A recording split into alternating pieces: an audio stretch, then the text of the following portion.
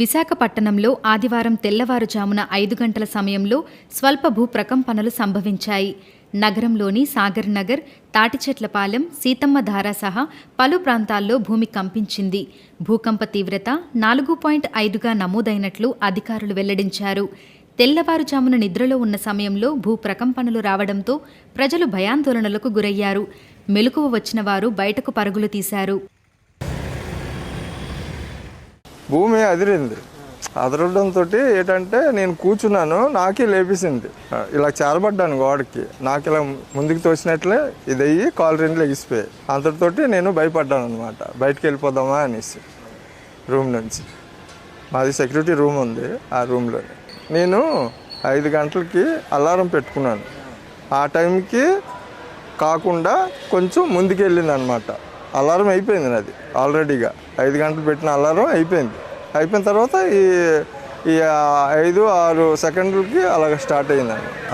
దద్దరిల్లింది, భూమి మట్టికి దద్దరిల్లి ఇలాగ నాకు తోసినట్లుగా అయిపోయింది.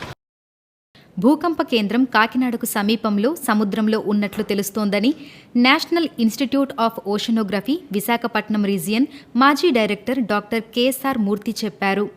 సుమారు 5 గంటల 7 నిమిషాల ప్రాంతాల్లో జరిగిన ఈ భూకంపం తర్వాత తెలిసింది ఏంటంటే, కాకినాడకి 223 కిలోమీటర్ల దూరంలో మన బంగాళాఖాతంలో భూమి కింద 10 కిలోమీటర్ల దూరంలో ఒక భూకంపం, చిన్న సరహా భూకంపం రావడం వలన ఈ ప్రకంపనలు అటు విజయనగరం నుంచి ఇటు అనకాపల్లి ఈ ప్రాంతాల వాళ్ళంతా అక్కడ ఎఫెక్ట్ ఫీల్ అయ్యారు.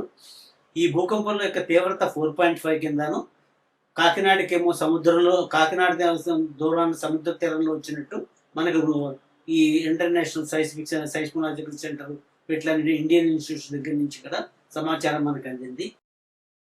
విశాఖలో వచ్చిన ఇలాంటి భూ ప్రకంపనలకు భయపడాల్సిన అవసరం లేదని ఆయన స్పష్టం చేశారు.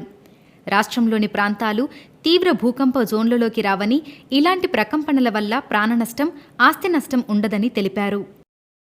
మనకి భుజ్లో ఎత్తుకోక ల్యాండ్ మీద వచ్చింది, భద్రాచలంలో వచ్చింది, లాతూర్లో వచ్చింది.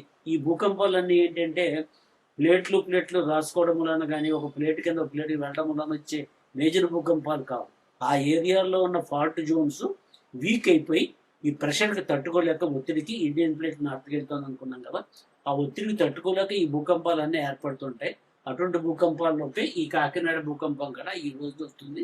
దీని వలన ఆస్తి నష్టం, ప్రాణ నష్టం ఉండదు. ఒక few seconds, less than 2 seconds వచ్చింది. నేను మంచమే పడుకున్నాను, మంచం వైబ్రేట్ అయింది. అంచేత అందరూ ఫీల్ అయ్యారు, మా చుట్టుపక్కల అందరూ చెప్పారు. మొత్తం సిటీ అంతా ప్రతి చోట నుంచి సమాచారం వస్తుంది, అందరూ ఫీల్ అయ్యారు.